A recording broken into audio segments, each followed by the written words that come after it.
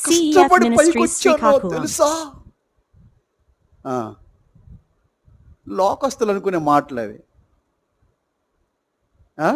దేవుడు ఆరోగ్యం ఇవ్వకపోతే, ఆయుష్ ఇవ్వకపోతే అసలు నువ్వు కష్టపడగలవా? నీ కాలు చేయి పని చేయలేదు అనుకో, బయట తెర వెళ్ళగలవా? తిప్పుకొట్టి 2 రోజులు జ్వరం వస్తే కదలలేం పరిస్థితి మంది. అది మన యొక్క కెపాసిటీ. నీ కాలు చేతులు పనిచేస్తున్నాయంటే, నీ గుండె కొట్టుకుంటుందంటే, నీ కళ్ళు నీ మెదడు పనిచేస్తుందంటే దట్ ఈస్ గాడ్స్ గ్రేస్. కొంతమందికి గ్రహింపు లేదండి.